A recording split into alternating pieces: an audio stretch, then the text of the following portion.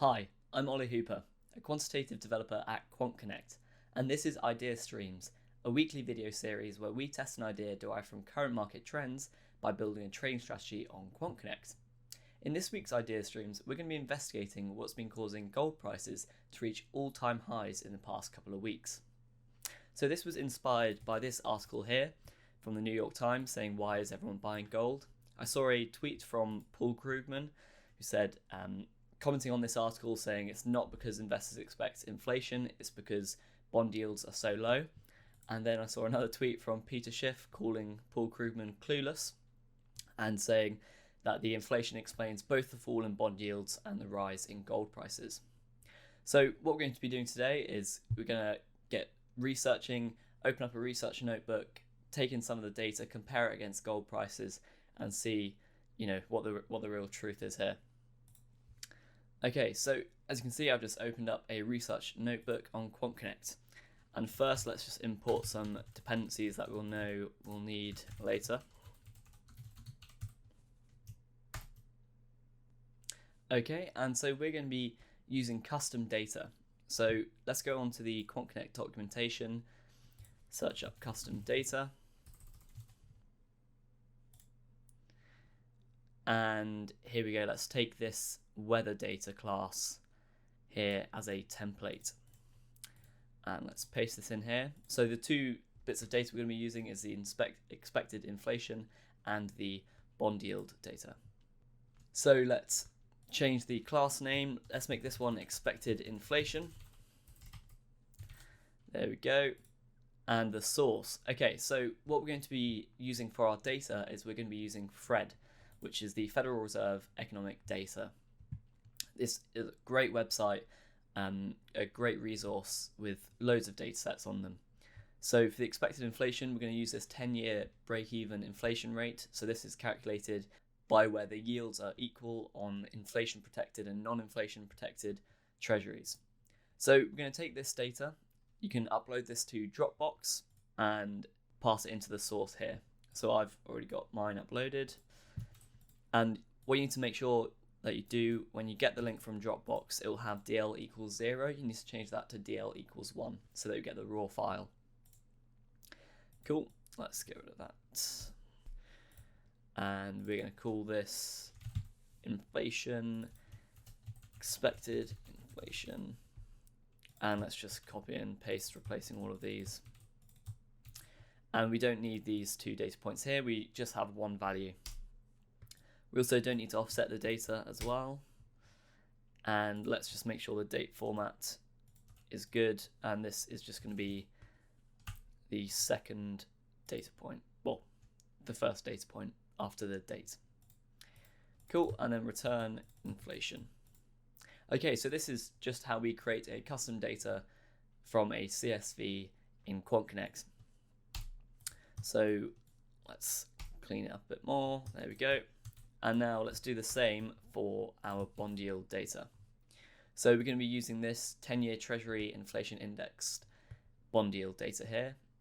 So this is corrected for inflation. So you can see at the moment there are negative bond yields on these 10-year Treasuries. So I've already uploaded that one to Dropbox as well. So let's grab the link for that. Okay, let's change this name to 10-year yield. Grab that, and we'll just call this YLD for yield. Cool, so it's that simple. Let's carry on. Okay, so we're going to create a QuantBook instance, and then what we're going to do is we're going to reference it to self.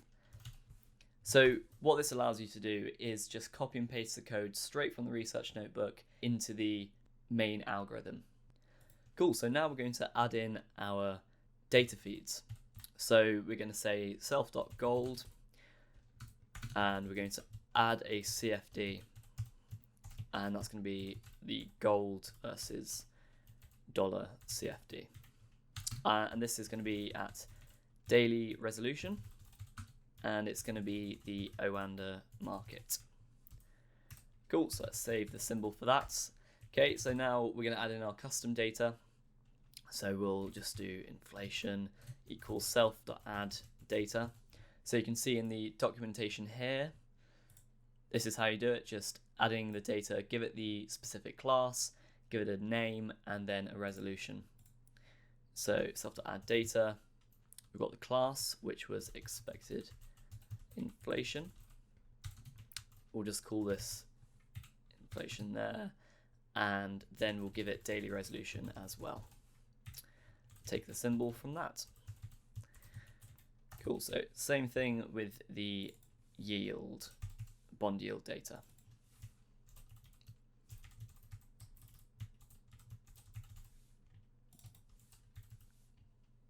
Cool. So now we've added our data sources to the QuantBook. Okay, so now that we've got our data sources, it's time to start getting some historical data so we can actually do some analysis. So we're going to use the self.history function here. So history equals self.history, and then we're going to pass in a list of these symbols which we've saved. So we're going to get all of this, and then let's go back, should we say 15 years. So that should cover pretty much all the data that we should be able to get. And it defaults at daily resolution, so that's cool. Great, so that history request has already ran. Let's have a look at the data frame. Cool, so you can see that we've got our expected inflation data here. If we go along to the value, there we go. Got the value there, and then let's also have a look at the tail. And yeah, we've got our gold with quite a few things here. We're only interested in the close price though. Perfect, so let's unstack this data and get them into their own series. So let's go gold prices equals history.lock self.gold, and then we're going to unstack that, and we want to take the close price. Okay, and what we're also going to do here is we're going to apply a log transformation to that. So obviously gold prices have a high positive skew, so we're going to apply a log transformation to make a linear regression a bit easier. And let's do expected inflation equals the same again, so let's just copy and paste this. And we want that. And we're going to take the value. So if we go along here, you can see that's what we want, the value. Cool, let's copy and paste that for the yield data.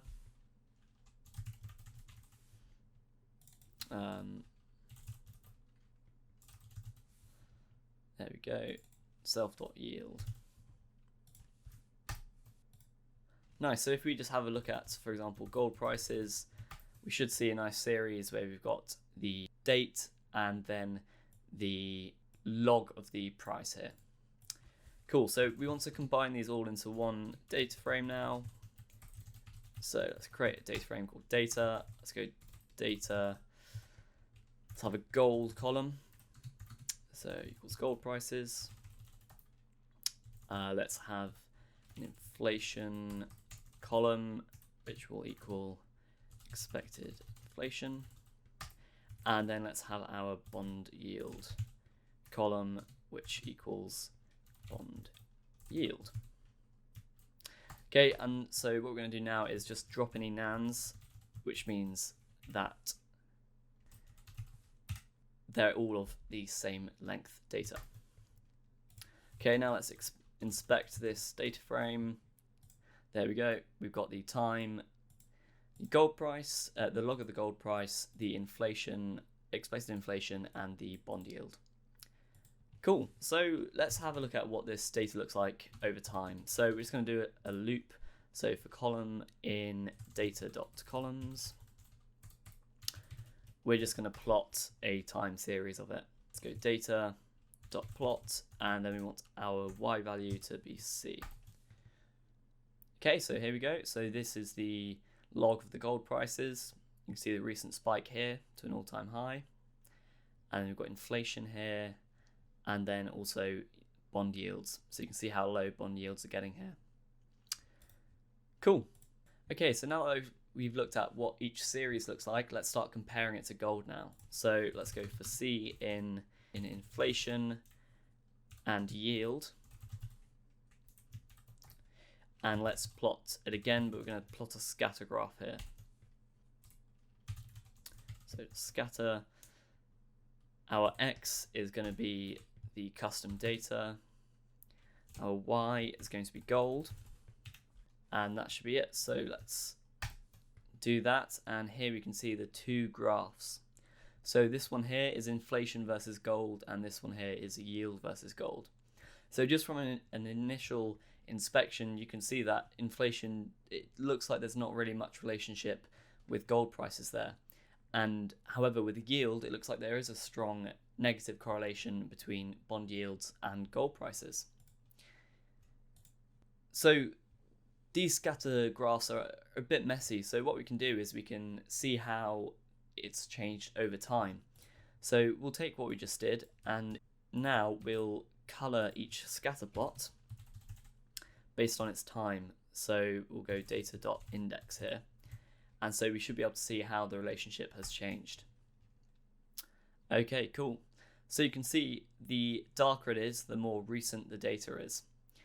So you can see that the relationship between bond yields and gold is holding up very well recently, and inflation is actually having a bit of a positive relationship later on here, which is interesting to see. So we're interested in recent data, so let's call this recent data, and we're going to make this be since, where should we go? So since the start of March. Okay, so this recent data should just be from the start of March. Yep, cool. Now let's have a look at plotting this as well. So we don't need a time for the recent data because it's only a short time period.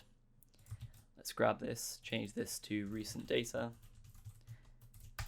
and there we go, we can see the new relationships. Okay, so as you can see, the inflation gold relationship is looking like there is correlation there recently.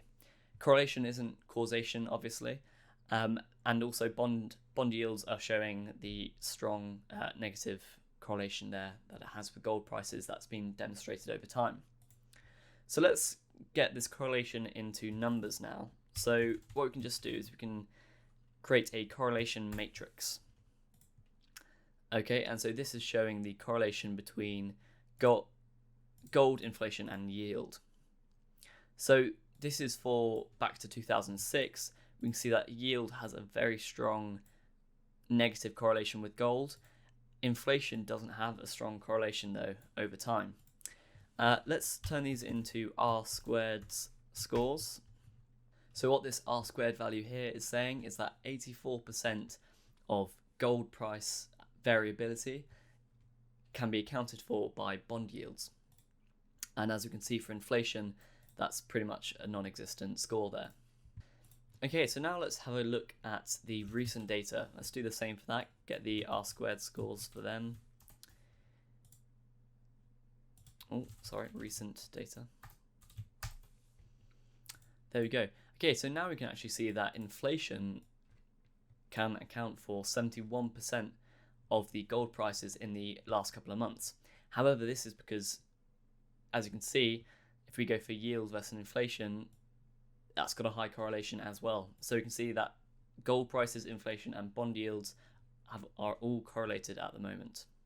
Okay, so in conclusion, we can see that there's a strong long-term relationship between bond yields and gold prices, and that's not demonstrated in inflation. However, recently, expected inflation is being seen to rise by this break-even inflation rate here, and gold prices have obviously been rising as well. So as we've seen, yield has a good relationship with gold prices, so let's try creating a trading strategy out of this. So we're going to be using some of this code that we've done in our research notebook, and we'll just be able to copy and paste it over into our main algorithm. So let's take these imports. We're also going to be running a linear regression model. So let's go from scikit-learn linear model, import linear regression. Let's grab our custom bond yield data class here and drop this at the bottom.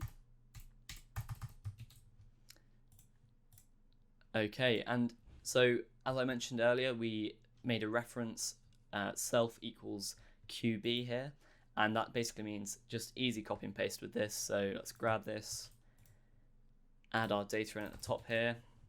We don't need that expected inflation data. Let's sort out the tabbing on that. Okay, and what we're going to do, so now we need to create our linear regression model. So we're going to do self.model equals linear regression, and then we're going to have a method which will fit the model with data that we give it. So let's go here and let's use our history request. There we go, and do what we did to it here.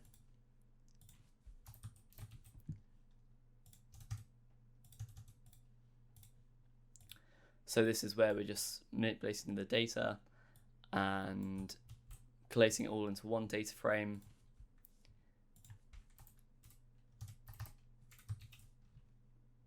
Sort out the tabbing.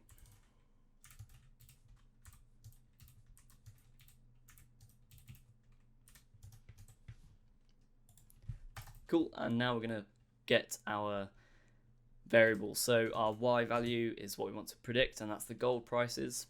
So let's go data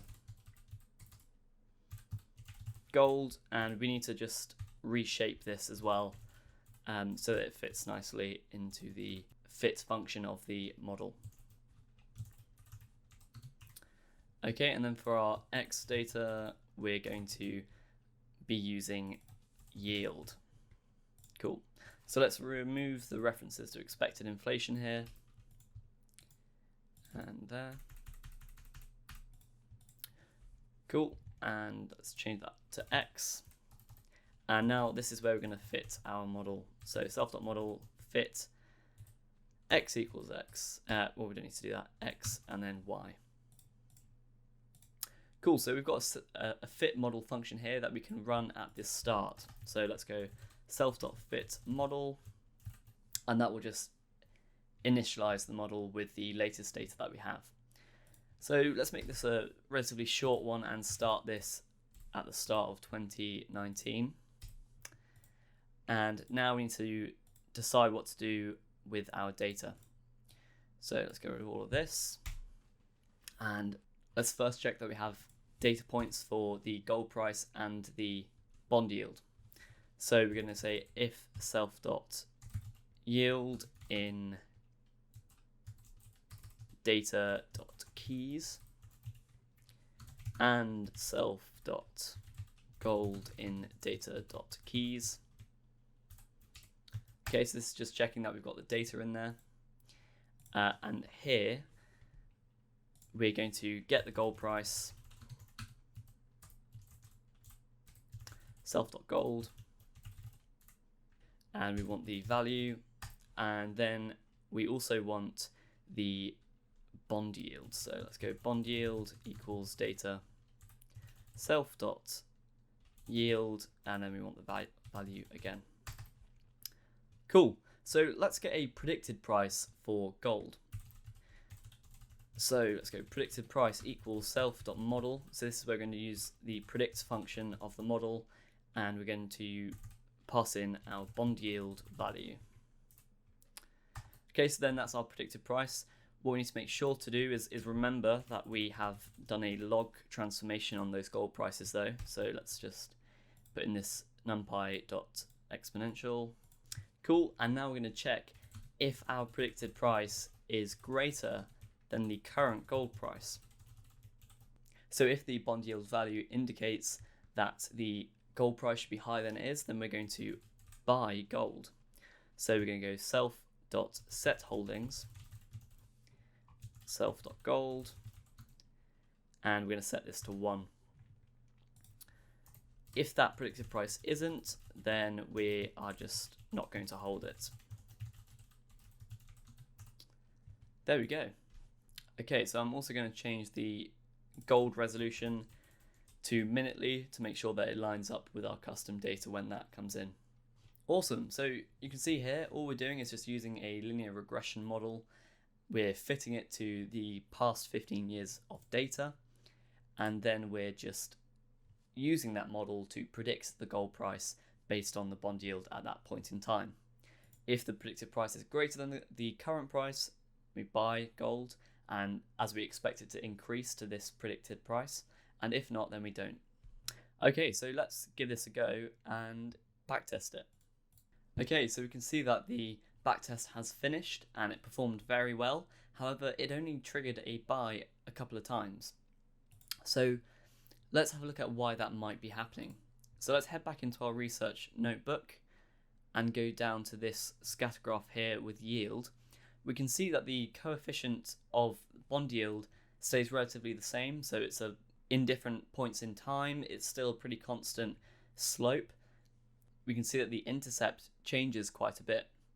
So we've done a regression on the past 15 years, which means that we'll get an intercept around about 7.3. However, what we can do now is do a rolling regression and fit our model on recent data. So let's just quickly head back into our main.py, and instead we're now going to fit it for the past 1 year of data, and we're going to schedule a function which will fit the model at the start of each month.